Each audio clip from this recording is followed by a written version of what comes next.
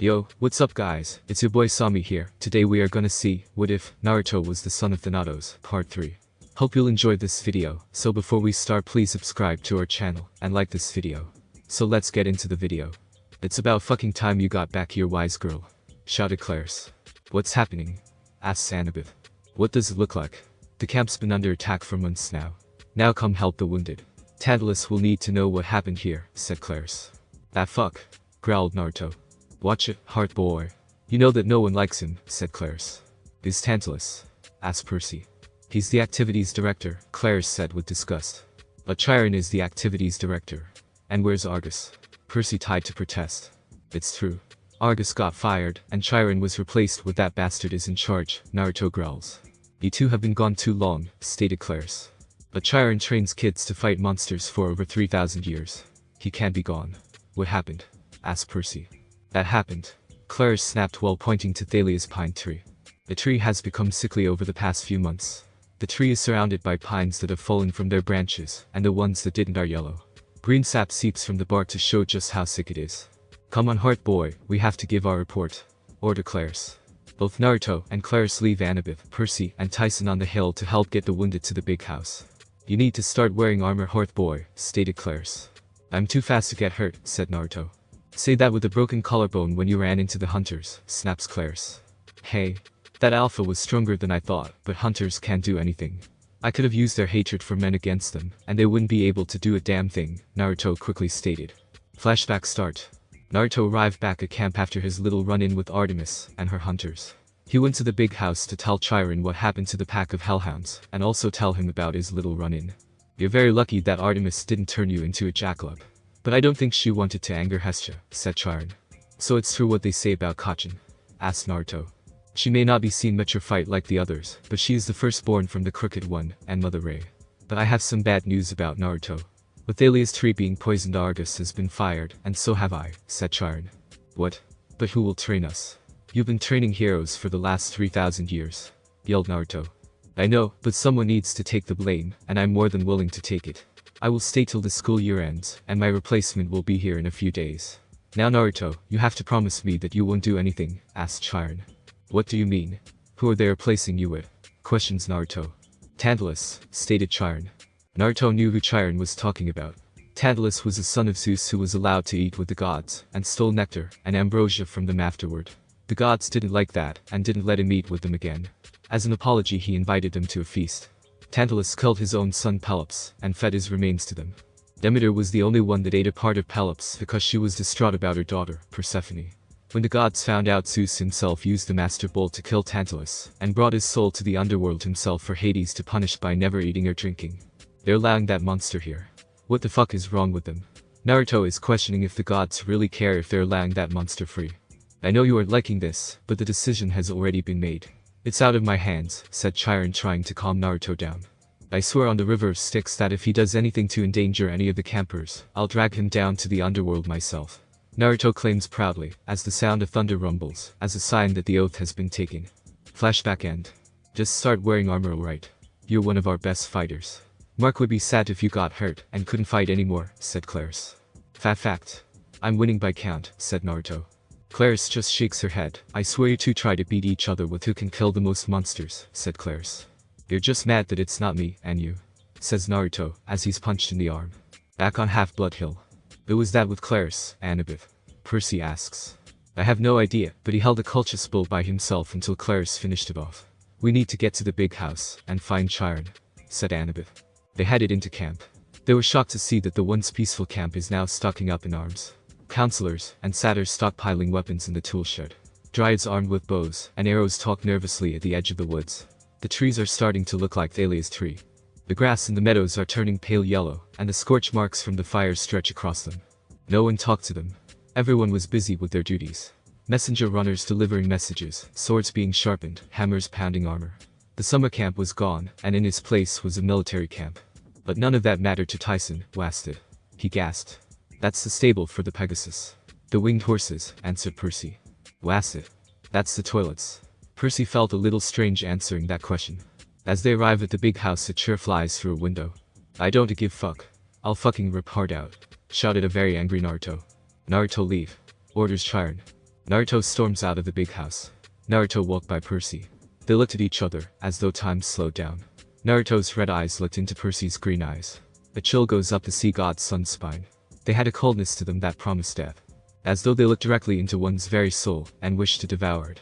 Then time went back to normal. They entered the big house, avoiding the broken glass and broken chair. They found Chiron in his apartment packing his things in saddles. Frank Sinatra is playing in the background. Pony. Tyson cried out in excitement. I beg your pardon? Questioned Chiron. Chiron, what was all that about? Asked Annabeth. That was Naruto getting into another argument with Thanatos. They don't see eye to eye. Must because of what Thanatos did, and who Naruto's mother is. But enough of that. My Percy, you have grown over the year, said Chiron. You're not leaving. Annabeth didn't want to ask, but did anyway. Clarice said that you or Percy didn't finish asking. Fired. I'm afraid so. Someone had to take blame. Lord Zeus was most upset. The tree he created from the spirit of his daughter being poisoned. Mr. D had to punish someone, stated Chiron. Besides himself, you mean, said in anger Percy. But this is crazy. Chiron, you couldn't have had anything to do with poisoning Thalia's tree. Annabeth cried out. Nevertheless, some in Olympus do not trust me now, under the circumstances, Chiron sadly says. What circumstances? Questioned Percy. Percy wanted to know. He was looking towards coming back to camp for the whole year, and now it was like it's closing down for good. He wanted to do something, but he didn't know what. Pony. Tyson said again. My dear young Cyclops. I am a centaur. Chiron said, feeling insulted by being called a pony. Chiron, what about the tree? What happened? Asked Percy. The poison used on Thalia's pine is something from the underworld, Percy. Some venom even I have never seen. It must have come from a monster quite deep in the pits of Tartarus, said Chiron. This wasn't how Chiron foresaw things. The old trainer was looking forward to training Percy for the upcoming summer. Teach him more swordplay, maybe get him a shield. He even thought about having Naruto train with him to maybe create a friendly rivalry between the two to help push each other. But with Thalia's tree poisoned, he can't really do anything. It was like fate itself wanted Percy to grow through conflicts. Chiron hates to admit it, but one can grow faster and stronger when they are in conflicts. The tree only has a few weeks of life left unless Chiron trailed off thinking whatever was on his mind could actually help the camp. Unless what? Annabeth asked. No, a foolish thought. The whole valley is feeling the shock of the poison. The magical borders are deteriorating. The camp itself is dying. Only one source of magic would be strong enough to reverse the poison, and it was lost centuries ago. Mutters Chiron. There was only one item that had the power to save the valley. Chiron knew this, but with it missing the valley was doomed. What is it? We'll go find it. Percy is trying to plead with Chiron for more information. Chiron finished packing his saddlebag, and stopped his music from playing anymore. Chiron looks at Percy. Percy, I don't want you to do anything rash. I told your mother that I didn't want you back at camp this summer, but you are here. Stay here. Train hard. Learn to fight. And don't leave camp, but I want to help. I just can't let the border fail, and the camp because Percy didn't want to finish that sentence. To be overrun, Chiron just sighs. Yes, I fear so. You must not be baited into haste. Do not let the Titan Lord use this to trap you like last summer. He almost took your life, said Chiron. Percy remembers what happened last summer. Kronos tried to cause a civil war in Olympus. Zeus accused Poseidon for stealing his Master Bolt. Poseidon saying he didn't steal it. Hades' Helm of Darkness was stolen too. Luke was the one who did the stealing. He stole both the Master Bolt and the Helm of Darkness. Kronos wanted the Master Bolt to hold an edge for the upcoming war. To cause chaos before anything truly begins. Now it was like he was trying again, but this time targeting the camp, instead of Olympus. Chiron turned to Annabeth. Stay with Percy, Annabeth. Keep him safe. The prophecy, remember it, says Chiron. I will, answered Annabeth. Would this be the super dangerous prophecy that has me in it, but the gods have forbidden you to tell me about it? Percy asks. Nobody answered. Right, Percy muttered, just checking, says Percy. Annabeth, swear you will do your best to keep Percy from danger. Swear on the river of Styx, commanded Chiron. I swear on the river of Styx, said Annabeth. Thunder roars outside letting them know that the oath has been taken. Perhaps my name will be cleared, and I shall return. Until then, I go to visit my wild kinsmen in the Everglade. It's possible they know of some cure for the poisoned tree that I have forgotten. In any event, I will stay in exile until this matter is resolved one way or another, said Chiron. Who is this Tantalus guy, anyway? Where does he get off taking your job? Percy demanded. Go, you will meet him at the pavilion. Tell Naruto that he needs to keep his temper under control around him. And with that Chiron leaves. The conch horn blows echoing across the valley, signaling to assemble for dinner. All the campers gather at the pavilion. Percy notices that the hearth isn't lit like it normally is till he saw the same blonde from earlier. Then he saw something that didn't make sense. The blonde waved his hand over the hearth pit, and the hearth took ablaze. He was shocked to see a camper do that. Annabeth was just as shocked, as she had never seen anyone do that before. Tyson clapped his hands at the magic trick. Annabeth wanted to talk to the blonde and learn how he lit the hearth without any tools, but didn't get a chance to, as they had to go to their tables. Well, if it isn't Peter Johnson. My millennium is complete, said Mr. D. Percy Jackson, sir, Percy growled out. Mr. D sipped his Diet Coke. Yes. Well, as you young people sit these days. Whatever, said Mr. D. Ha ha. Diane, are you still mad that I beat you in poker? Asked Naruto. Percy turns his head and finally gets a good look at Naruto. The blonde hair makes him think he is in Apollo's cabin, but sees him sitting at Aphrodite's table. But what throws him for a loop is when he'd seen him early. Naruto had red eyes, not blue eyes like now. I still believe you cheated, Nathan. I will find out how you did it, stated Mr. D. It's not my fault that I keep winning. You've seen me shuffle. I don't cheat. I mean I can, but I don't. The cards just come to me, said Naruto. I'm going to have to talk to Titch to see if she gave you her blessing. But this is a boy you have to watch. Poseidon's child, you know, said Mr. D. That one. I already know Hesha's son, Thanatos says with disgust about Naruto. You want to go? I aim to keep my promise by ripping your heart. I'm sure he'd rot with love just to burn through your body. Appian folds out when Naruto finished talking. Nathan, I will call your mother, says Mr. D. No, I'm good. Naruto quickly says, nice meeting Percy, says Naruto as he quickly leaves. Percy was actually dumbfounded by what just happened. He'd just seen someone threaten the prisoner by ripping his heart out, then called him Percy. Why is that one of the most used nicknames he gets? Naruto sits back at the table. Selena elbowed Naruto's side. You need to quit threatening Thanatos, said Selena.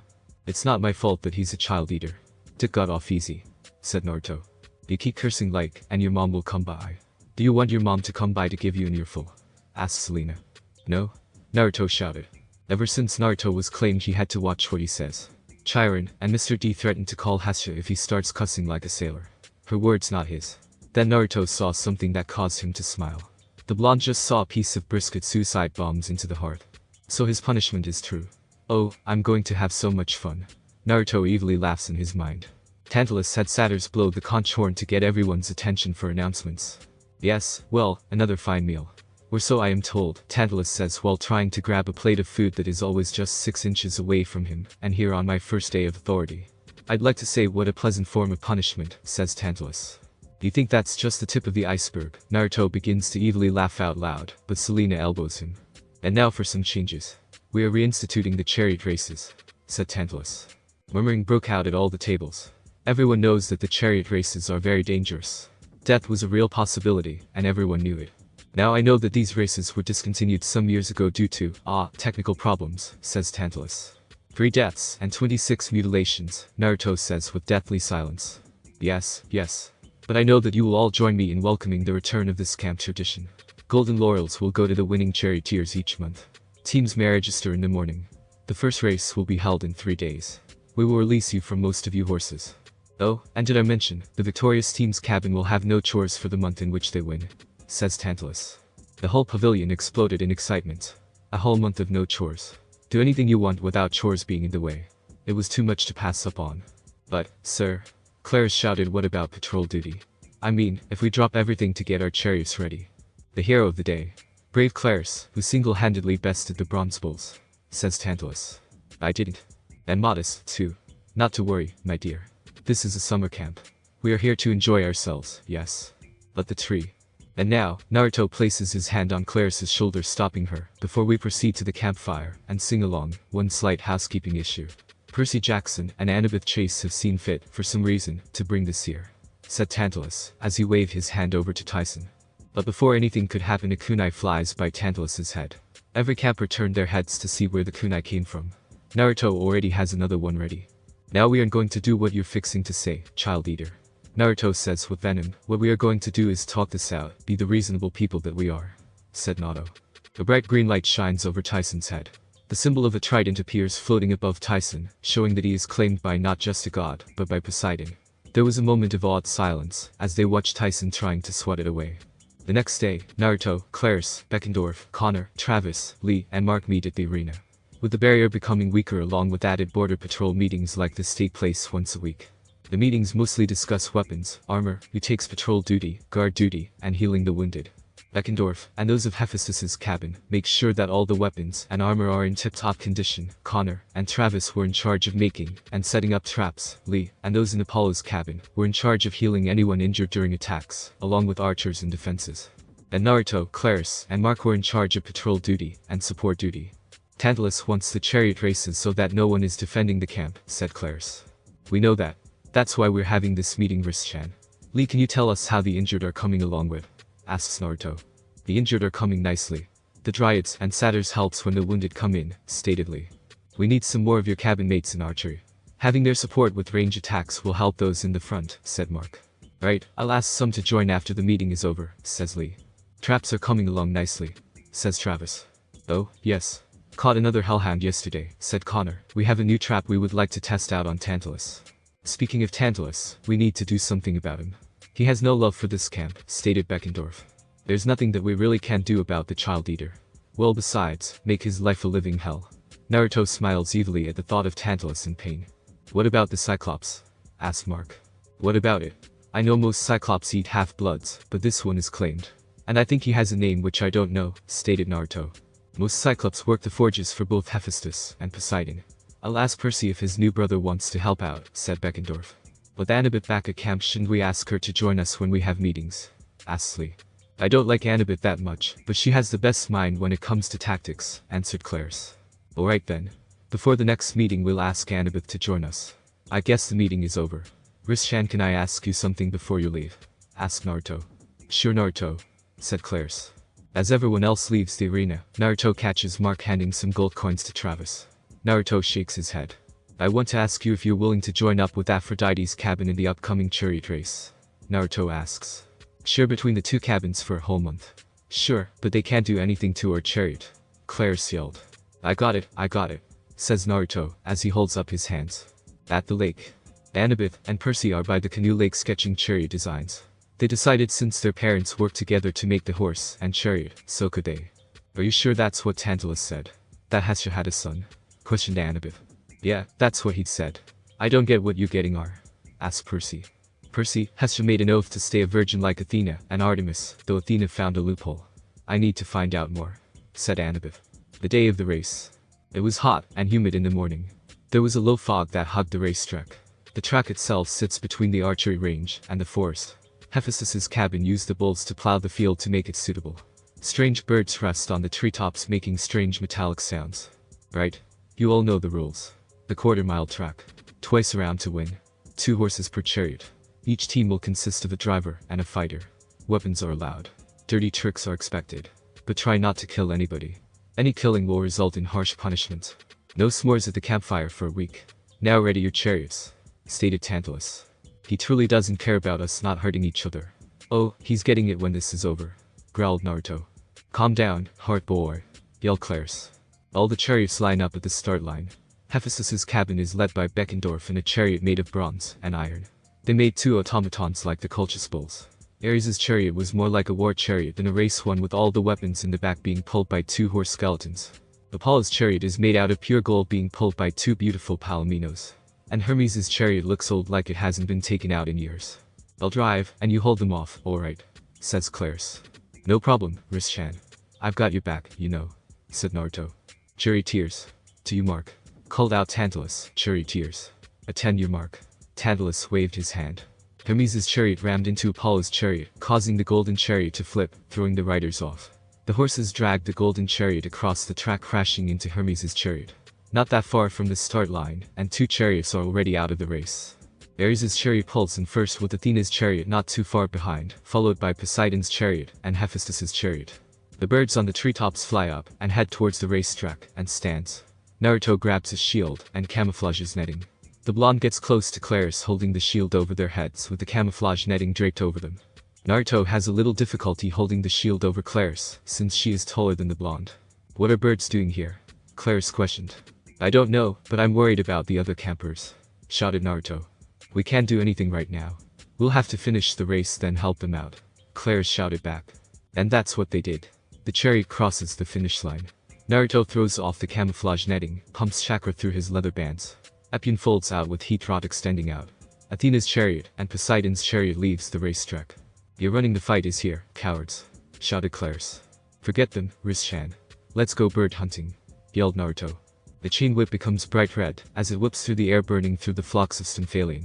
Bird feathers fall to the ground. Naruto wanted to use the shadow clone, but Epine and Heatrot didn't copy. Clarus uses her shield to bash those that are close, and tries to use her sword to cut through any that get close enough. Then the two chariots that ran off came back, soon followed by loud music playing that causes the Stymphalian to go crazy. It made killing the Stymphalian easier to kill. The flock of Stymphalian leaves the racetrack and heads up in the skies. "Archers!" Annabeth shouted. The archers of Apollo's cabin shine as they fire and hit their mark. The flock of Stymphalian panics from both the music and arrows fly away. With the birds finally away, the damage can be seen. Chariots destroyed, injured campers from the bird pecks. "Bravo! We have our first winners," said Tantalus. Tantalus walks over to the finish line and awards the golden laurels to his stunned Clarus and Naruto. What should have been joy and happiness for the winners of the chariot race, but instead was met with pain and depression. Lee and his cabin members had all the injured moved to the big house to get a closer look at all of the wounds. Will took charge since he knew more about modern medicine. Mark rounded up all of Ares' cabin to patrol the border to see if anything else got through. With nothing really to do, Naruto heads back to Aphrodite's cabin. As the blonde made his way back, his mind kept wandering. It felt like the flock of Stymphalian birds attacked too perfectly. Even if they're monsters, and all monsters attack demigods, they waited till the chariot race started to attack. Like something that signals them to attack. The son of Hestia stopped dead in his tracks. Why didn't he see it? He looks around at the campers. Naruto can see the fear in their eyes. The fear of camp being overrun by monsters and being killed and eaten. The fear of death will make anyone do something stupid, even if it means betraying everyone. Camp Half-Blood had a traitor. Naruto decided to go to the stables instead. The blonde grabs the water hose, turns it, places his thumb just right for the water to spray out, creating a rainbow. "Oh, Iris, goddess of rainbow, accept my offering," tossing a drachma through the rainbow. "Show me, Hades, lord of the underworld," Naruto asks. The rainbow shimmers into mist as a portal opens up. On the other side stands Hades. Even thousands of miles apart, he can feel the dread of death just by looking at him. Hades notices Iris' message. Naruto knew he had to be respectful talking to Hades for not just being in charge of the underworld, but back in Konoha death was worshipped. Being a shinobi, death could come at any time outside the village. "Hades-sama, my name is Naruto Uzumaki, son of Hestia," says Naruto, as respectfully as possible. "Yes, my sister's only son. I must ask why you have Iris message me," commands Hades. "I have called you because of Tantalus. As you know, he was under your care for some time," said Naruto. "Yes, I know. I filed the paperwork so that he could come to Camp Half-Blood," says Hades. "As you know, Tantalus has no love for Olympus for what happened to him. Is it possible that the Child Eater is a traitor?" asks Naruto. "If you are stating that he poisoned the tree that creates the magical barrier, which protects the camp, then no. Tantalus has only been released to the camp for a few days now. As you should know that the barrier has been weakening for months now," stated Hades. "But it's still a possibility that Tantalus is a traitor. He is making it so that the camp becomes weak. He wants his curse lifted."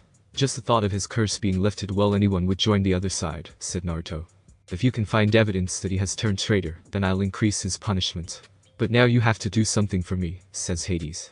"That depends, as long as it is reasonable, and within my power, I'll be glad to do it," says Naruto. Hades grunted at that. The Lord of the Dead wanted to trick the son of Hestia into doing this task without knowing what's in it. Curse those from Delos. They don't take a job unless they know what's in it.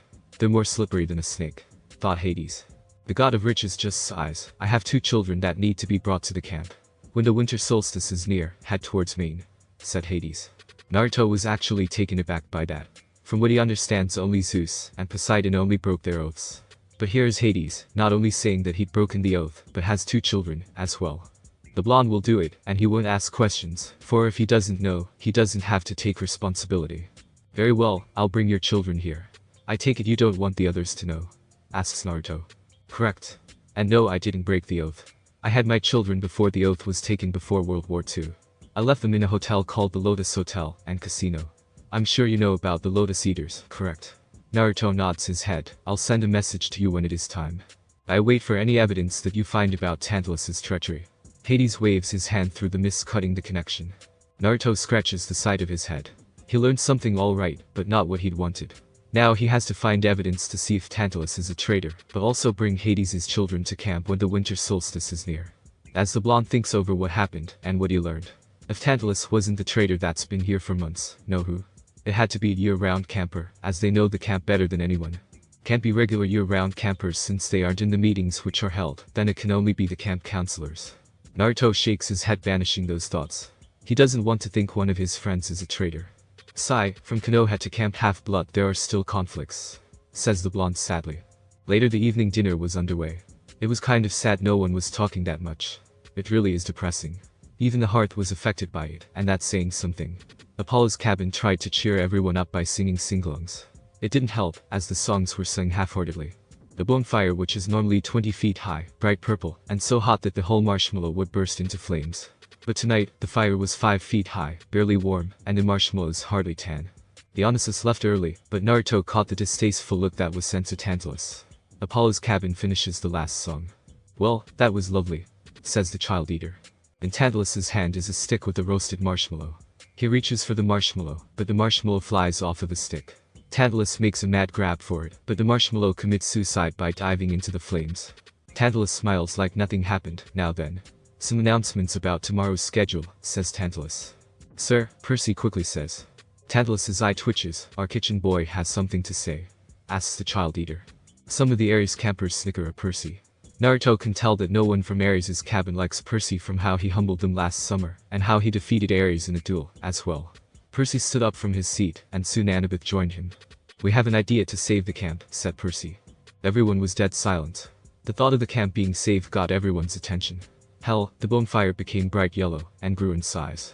Indeed, says Tantalus, not truly caring. Well, if there's anything to do, chariots. The golden fleece. We know where it is, says Percy. Naruto's eyes widened. He remembers reading about the golden fleece. The golden winged ram was sacrificed by Phrixus to Poseidon. Phrixus then hanged the sacrifice on an oak tree in a grove sacred to Ares. Peleus sends Jason and the Argonauts on a quest to get the golden fleece to end the drought. With the golden fleece it could cure Thalia's tree from whatever poison that is pledging it. The fleece can't save the camp. I'm certain of it, Annabeth pleads. Nonsense, we don't need saving, says Tantalus. All eyes went to the child eater, staring at him, and promising him pain if he didn't say anything else. Besides, quickly adding, the Sea of Monsters. That's hardly an exact location. You wouldn't even know where to look. Yes, I would. Annabeth looks at Percy with uncertainty. 30 31 75 12. Stats, Percy. Okay, thank you for sharing those meaningless numbers, said Tantalus. They're sailing coordinates, latitude, and longitude. I learned about it in social studies, says the son of Poseidon. 30 degrees, 31 minutes north, 75 degrees, 12 minutes west. He's right. The Gray Sisters gave us those coordinates. That's somewhere in the Atlantic, off the coast of Florida. The Sea of Monsters. We need a quest, said Annabeth. Wait just a minute, said Tantalus. The campers didn't listen to Tantalus chanting, we need a quest. We need a quest. The flames of the bonfire grow in size.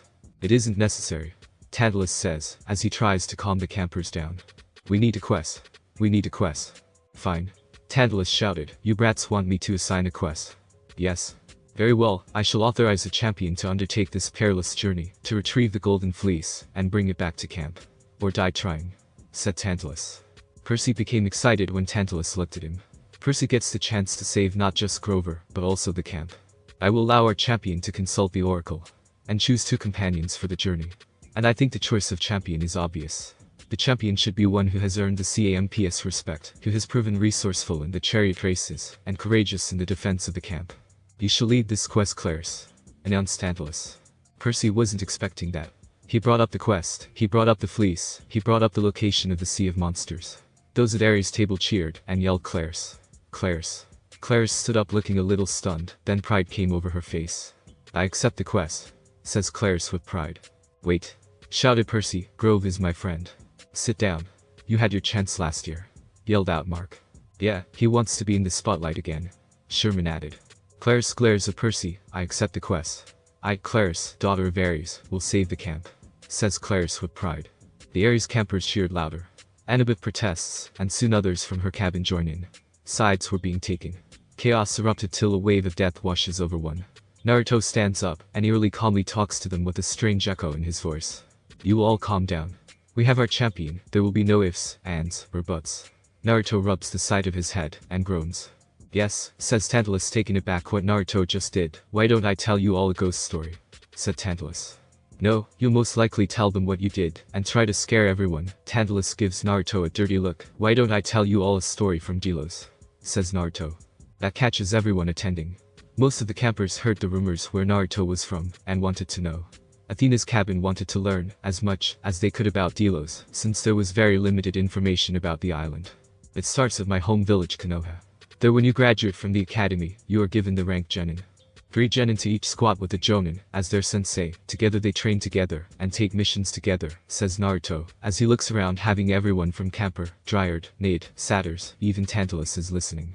In my squad was Uchiha Sasuke, Haruno Sakura, and me, Uzumaki Naruto along with our sensei Hada Kakashi. We trained for 6 months, and took several missions during those months, until one day Kakashi sensei told us he'd sign us up for the Chunin exams. In order to move up in rank and become a Chunin you have to pass the Chunin exams, says Naruto.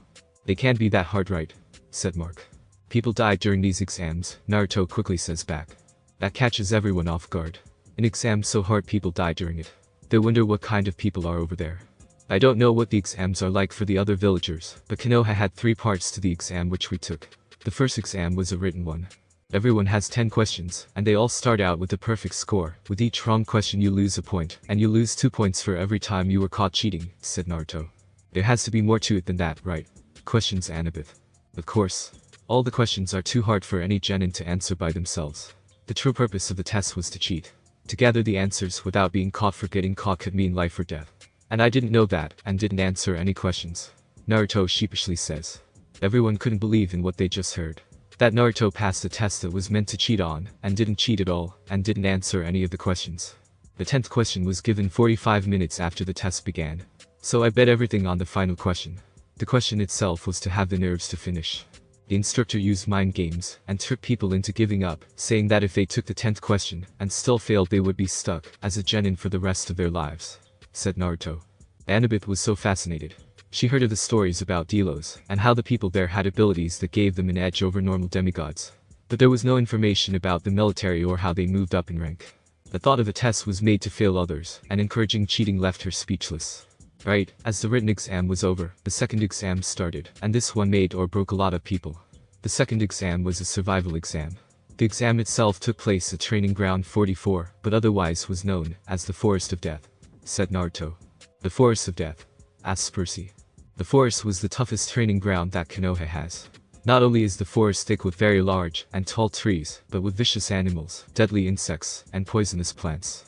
Just outside of the Forest of Death each team is given one of 2 scrolls, a Heaven Scroll or an Earth Scroll. The purpose of this test was to carry valuable information through enemy territory, while making it out alive. In order to complete the test each team had to get the other scroll, and head to the tower that is in the center of the forest. Said Naruto. What if you looked inside the scroll you were given? Asked Annabeth. You'd fall asleep. There's a 5-day time limit, and when you open the scroll you'd fall asleep, and miss the deadline. During the test we were attacked by someone who shouldn't have been there. The traitor Orochimaru, one of the Sannin. Naruto says with disgust. The blonde will always blame Orochimaru for Sasuke leaving Konoha. Sure, he knew about Sasuke's want for revenge against his brother Itachi, and would do anything to get it. Orochimaru went after Sasuke only because he couldn't defeat Itachi. Orochimaru attacked us, and gave Sasuke a curse mark, which caused Sasuke to pass out from the pain from what I heard. I was knocked out before that though. Sakura was the only one who was still conscious. She set up traps, and protected us till we woke up. During that time she was attacked by another team until some of our friends came, and helped her defend us. With that said, and done we barely finished the second part of the Chunin exam. Said Naruto. What was the third part? Written, and survival were the first 2, what was the final? Asked Annabeth. The third was battling. Everyone looked at Naruto with excitement. There were too many of us, so they held a preliminary round to weed out more of us. You see, during the third part of the exam nobles and others come to watch the fights, and that's how we get more missions in the future. During the preliminary we see our future opponents later on. It was truly amazing. Seeing all those people fighting to make it into the finals, and showing everyone what they can do. I won my match through luck. Yo luck. He laughs at Naruto while rubbing the back of his head. No way in hell is he going to tell everyone how he used a fart that helped him win his fight. He'd be the laughingstock of camp. After the preliminary round ended. Yes, that's good, and all, but Clarus needs to head for the Oracle. Everyone groans. I don't care. The Oracle, my dear. Go on. Says Tantalus. The daughter of war shifted uncomfortably, not wanting to be put in the spotlight. If it means to have been Tantalus's pet then she doesn't want the glory. Sir? Go? Snarling at her. She bowed awkwardly and hurried off to the big house. What about you, Percy Jackson? No comments from our dishwasher. Percy doesn't say anything. Good, and let me remind everyone, no one leaves this camp without my permission. Anyone who tries, well, if they survive the attempt, they will be expelled forever, but it won't come to that. The Harpies will be enforcing curfew from now on, and they are always hungry. Good night, my dear campers. Sleep well, says Tantalus. The child leader waves his hand for the fire to go out, but nothing happens. He does it again, and nothing happens. Naruto smirks before he waves his hand, causing it to extinguish. Everyone headed to their cabins for the night. Before Naruto gets to his cabin, Claire stops him. The daughter of war looked like she saw a ghost, which in a sense is true with the oracle being undead. Naruto, he knew it was serious. I've decided that you're coming with me on this quest, says Claris. Are you sure? I mean, wouldn't you want Mark or Sherman? Asks Naruto. No, they need to stay here and protect the camp. Besides, if there is anyone I'd have watching my back would be you, says Claris. Naruto smiles. Right. I'll meet you first thing in the morning, says Naruto. And make sure you don't oversleep. I know you stay in cabin 10, but that doesn't mean you have to get your beauty sleep. Smirking Clarice. You're just jealous that I'm pretty, counters Naruto. Start that you, and your new nickname will be Pretty Boy, says Clarice. Midnight. The clouds slowly move out of the moon, shining its light down. A figure wearing a black coat that covers their whole body along with a head over their head too. In front of the figure is Tantalus hanging upside down, still asleep. With a hard punch, Tantalus wakes up screaming and panicking, trying to figure out what's going on. Tantalus, son of Zeus, but better known as Child Eater, says the cloaked figure with a muffled voice. Who are you? Panics Tantalus. Now that Tantalus' vision is clearing, he has a better look at the figure. The black coat doesn't help figure out who it is. Tantalus gets a glance at the figure's face, but only sees a mask. What he saw was an everlasting smile, a permanent smile, a Glasgow smile. But you're awake, says the figure. What do you want? Says the panicking Tantalus. I want to know, did you join Kronos? No? I may hate Olympus for what they did to me, but I'm no fool. My punishment would be worse than it is now, yelled Tantalus. Then why weaken the camp? Because I have no love for these heroes. Spiting the word heroes with venom. Then you're no use to me. And with that, Tantalus is knocked out. The figure sinks into the shadows, leaving Tantalus to be found in the morning. On the other side of camp, the figure comes out of the shadow. Did you learn anything? Asks Beckendorf. No? The figure pulls his hood down, showing blonde hair, and the mask folds into a pair of aviators. Naruto takes the sunglasses, quickly grabbing a trash can and puking into it. I hate shadow traveling. It feels as though every cell in my body is on fire, says Naruto as he pukes some more. Beckendorf shakes his head. He completed the coat that Naruto was wearing just the other day. The coat itself can use shadow travel like hellhounds and the children of Hades. But, as he found out, shadow travel takes a lot out of the user. Naruto puking his guts out is just putting it mildly. It truly amazes him by using spoils of war to make equipment. The code is just the beginning. The thought of making a shield that can turn monsters into stone like how Medusa can. There were so many possibilities. Cleaning around his mouth, Tantalus isn't a traitor. He hasn't joined Kronos, but he does want us all to be dead, said Naruto. Naruto took a gamble by telling Beckendorf about a traitor in camp. Beckendorf is in a position that is a lifeline to the whole camp. He makes sure that the weapons and armor that all the campers use, without Beckendorf the camp won't survive. Well, that's a bus. You need to get to bed. I heard Clarice asked you to join her on her quest, says Beckendorf. I better get as much sleep as possible. Night, Big Beck, said Naruto. Dawn. The sun just barely rises. Naruto waits for Clarice to arrive. He takes out a scroll and remembers that there are still items inside. Unrolls the scroll and pumps some chakra through the scroll, and armor pops out. A vest like the one Kakashi wore lies on the ground, 2 shin guards that are made out of bronze and leather, and finally a single forearm protector, which is made out of bronze and leather. Taking off his scarf and picking up the vest, Naruto puts the vest on and checks all the pouches for any items, only to find them all empty. The blonde wraps his scarf around his neck once more, kneels down and straps on the shin guards, making sure that they are tight enough so they don't slip off, but not tight enough to cut off circulation. Then he puts on the forearm protector on his right arm and checks it like his shin guards. But the final check to all his supplies, bronze kunai in his leg holster, and spar in his back pouch, bronze shuriken in his back pouch, vials of nectar, and bags of ambrosia. Standing up and turning around to see Clarice walking towards Naruto. Clarice is wearing full Greek armor that's painted red to symbolize blood, and wearing a boar-shaped helmet. The daughter of war is carrying her shield, spear, a sword, and a knife strapped to her leg, along with a bag hanging off her shoulder. She sticks her spear into the ground. I see you finally put some armor on, heart boy. Well, we are going on a dangerous quest. It's only natural for me to have protection. And you brought Lamer. said Naruto. Its name is Maimer, shouted back Claris.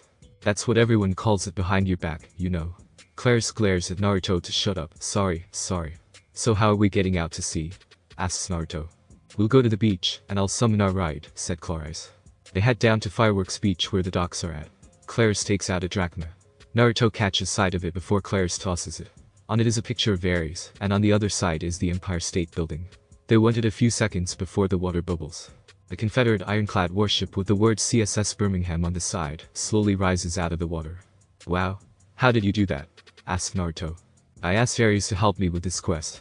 When someone dies in battle they have to serve Ares for so much time before they can rest. It's the price to pay for losing in battle, answered Claris. Naruto whistles as they board the ship. Naruto's eyes went wide when he saw the crew. Ghost! Shouted Naruto. The son of Hestia jumps behind Claris using her as a shield. What the hell, Naruto? Shouted a blushing Claris. Naruto pokes his head out from behind Claris. They're ghosts, yelled Naruto. Damn it, Naruto. Claris grabs the blonde and forces him in front of her. She slaps Naruto to stop him from trying to run away.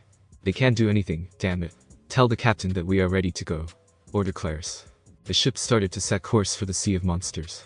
Naruto kept close to Claris, not fully trusting the ghosts. Claris just shakes her head at Naruto's fear of ghosts. One of the strongest campers is afraid of ghosts. Night came and went with Naruto not getting any sleep at all. He really didn't trust those zombies. Claris told him that they weren't ghosts, but zombies after she got tired of him calling them ghosts then passing out. Chan, do you smell that? Asked Naruto. Smell what? Questions Claris. It smells like donuts, said Naruto. That was the day. The Stoll brothers smuggled in donuts from a nearby gas station. Sadly it was his first and only time having donuts. The sugar rush that he got took most of the day to wear off. He even ran a dried which was sawing something. Naruto looks over off the starboard seeing a hydra with 8 heads wearing a plastic bib with writing on it. From what he can see Percy, Annabeth and Tyson are fighting the hydra. Claris saw it. There. Prepare the 32-pounder. Orders the daughter of war after she found the hydra. They too close, laddie, said one of the gunners. Damn the heroes. Full steam ahead, orders Claris. Aye, laddie. Fire at will, captain. Claris shouted more orders out. But a loud boom echoed, then the next thing the hydra explodes showing Percy, Annabeth, and Tyson in green slime. They all turn around looking at the ironclad. Claris smiles at them. Losers, but I suppose I have to rescue you. Come aboard, said Claris. The letter is thrown overboard. First Annabeth came up, then Percy, and finally Tyson. Percy was a little freaked out by the zombies. Tyson looked like he wanted to take apart the ironclad to find out how it works, and Annabeth was staring at Naruto. Why are you staring at me? Asked Naruto. You're the son of Hestia, stated Annabeth. Yes. This wasn't the first time someone said that. All of Athena's cabin wanted to find out more. It sometimes got out of hand. They wanted to know more about Delos, but Naruto never did pay attention in class, so he wasn't much help for them. And you're from Delos, stated Annabeth. Sigh, Annabeth, right. Look, I know you want to ask questions, but they're going to have to wait. Naruto quickly says.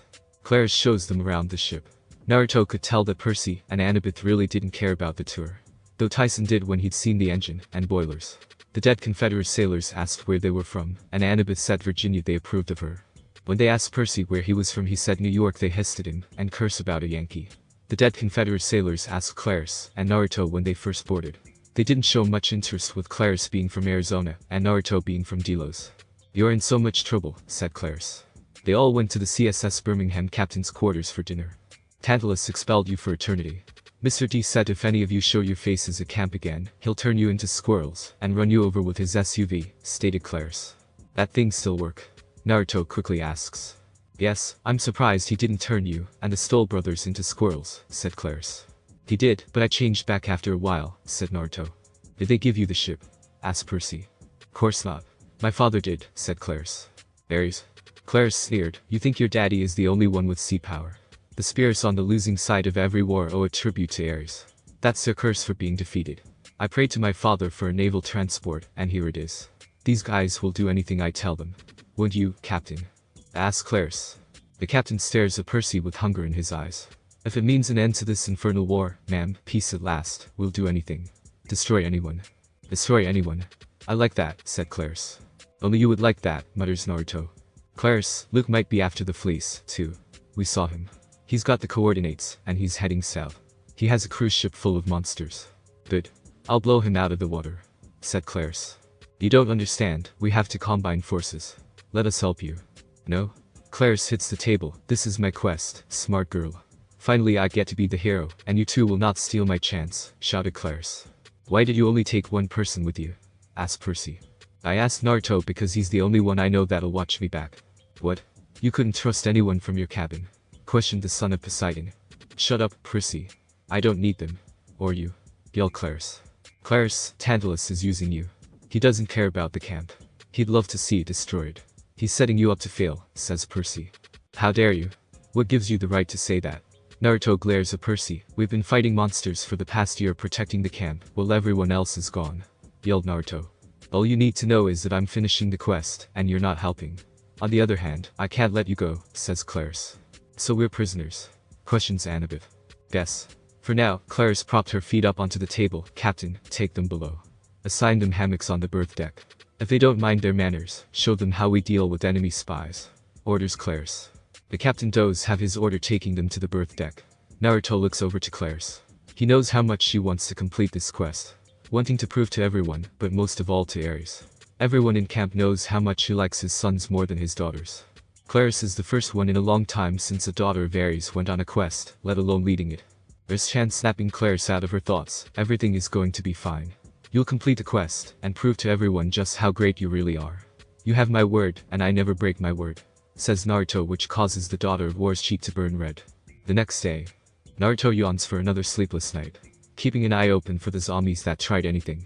He also didn't like Percy and Annabeth forced their way onto this quest. A friend of theirs is in trouble, and they want to help. He gets it, he'd do the same thing, but also wouldn't just leave to save them. It shows that they have no faith in his or Clarice's abilities. As the blonde walks down the hallway, a wave of anger and hatred washes over him, like when the Kyuubi wanted out. But it was different. The Kyuubis wanted death and destruction for revenge. This was more for the joy of death. The son of Hesha turns down a corridor to see an Iris messenger. In messenger he was the cause for the anger and hatred. A man wearing a black leather jacket, military-style haircut, and red-tinted sunglasses. Ares, the god of war, Clarice's father. I don't want excuses, little girl, growled Ares. Yes, father, Clarice mumbled. You don't want to see me mad, do you? Threatens Ares. No, father. No, father, Ares mimicked. You're pathetic. I should have let one of my sons take this quest, says Ares. I'll succeed. Clarice promised, her voice trembling. I'll make you proud. You better, warning her. You asked me for this quest, girl. If you let that slimeball Jackson kid steal it from you. A chain shoots out, piercing the metal wall near the messenger. Clarice turns her head to see Naruto walking towards him. His eyes locked with Ares's. You threatened my friend. You berated her. You have no faith in Clarice. Threaten her again, I don't give a fuck who you are. I'll fucking kill you. Stated Naruto. Watch what you say, boy. Threatens Ares. You can't touch me. As long as I don't challenge you, you can't harm me directly. Stated Naruto. Naruto rips his chain through the steam, causing the image of Ares to disappear. Clarice was dumbfounded that someone just threatened a god. Let alone that someone came and defended her. Naruto, why did you do that? Ares will now try to fall in battle, stated Clarice. Thanks for watching my video. Leave a like if you enjoyed my video, and also do consider subscribing to my channel for more awesome content. See you next time. Till then, sayonara.